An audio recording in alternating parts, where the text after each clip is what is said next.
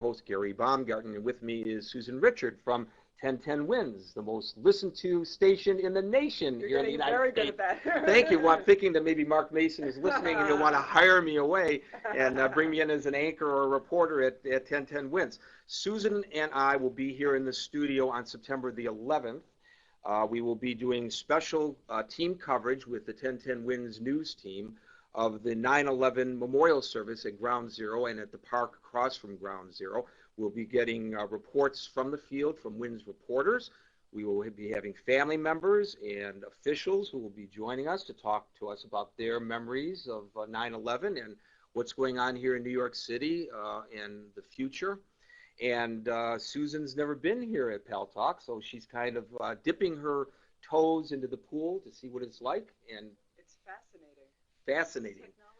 Fascinating. I'm going to write this down. Fascinating. I'm going to quote you on that. And hopefully you'll join in the conversation today. We're here today to talk about the problem of the dropout rate in the United States, which is really astronomical. In some school districts, more than 50% of the kids who enter senior high school never graduate. It's a horrible, horrible problem. And how do they compete at the other side of this when they drop out? It's really very, very difficult. I'm learning from my son, who is he's 19 years old, almost 20, that even at the collegiate level, those who have graduated, a lot of what they're learning is remedial because the kids haven't really been prepared even for the college level. It's just our education system just seemingly is in shambles. So I thought that we would bring as our guest today Russell Rumberger, who is the director of the California Dropout Research Project. He could talk about California, and he could talk about other areas of the country. I see in an article in the LA Times that California's children are abandoning school at the rate of about 150,000 a year. So that's like Irvine or Torrance or Imperial County, the size of the county.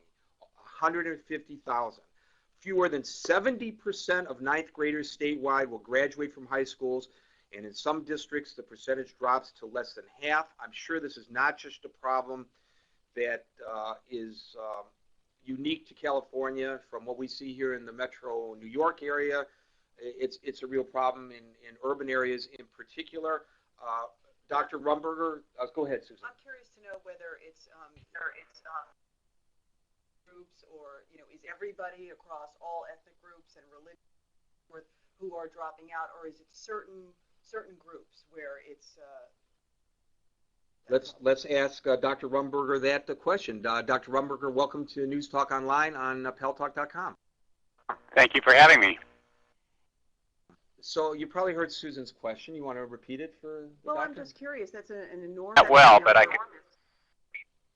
Can you hear now? Yes, I can hear better now. Great. I'm just curious, that's an enormous number of kids dropping out. Is that across all ethnicities and religions? Or there are certain groups where this is the most prevalent problem? Some groups that are more likely to drop out than others. They tend to be economically disadvantaged students, students whose first language is not English, Latinos, and African Americans. All those groups, and students with disabilities. So all those groups have higher dropout rates than other kids. To work, because they have to work? That's one reason, but it's probably not the most common reason.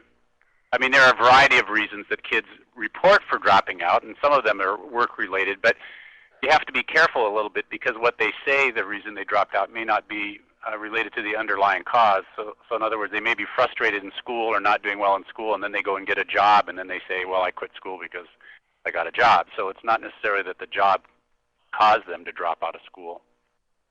What is that underlying frustration then? What is that? Well, there's a series of things. I mean, in general, we have to say that dropping out is not there's not a single cause related to dropping out. Different kids drop out for different reasons. Some of them have academic problems. They're not doing well in school. They're flunking their classes. Other kids have behavior issues.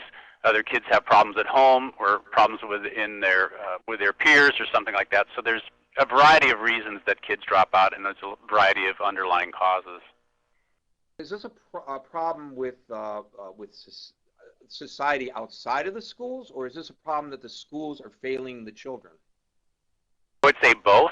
I mean, clearly what happens outside of school affects what happens inside school. So many of these kids have problems outside of school. They haven't learned as much prior to entering high school, for example. So we know that school achievement in general is influenced by both school factors and out-of-school factors. So I would say both. There's things that schools are contributing to the problem, but there's also things that families and communities are contributing to the problem.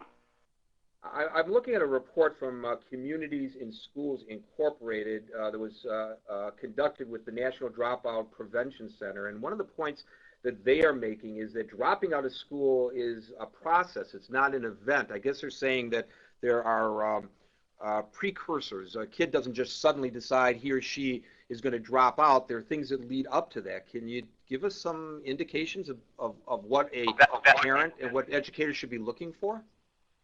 Yes, for sure. There's been some research done in several cities about that. I have precursors, or some people call them early predictors.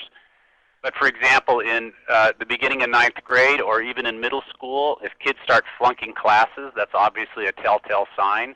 If they start missing school a lot, that's a telltale sign, or if they get in trouble in school. So those are three kinds of indicators that have been looked at as kind of early precursors to dropping out.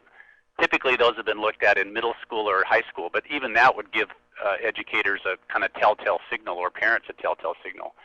There's also been studies done of kids as early as elementary school that say if you start having attendance problems early in elementary school, or start having academic problems early in elementary school, you would also be more likely to drop out. So yeah, there's a number of indicators that both parents and educators can look for that give us kind of telltale signs that a kid is in trouble.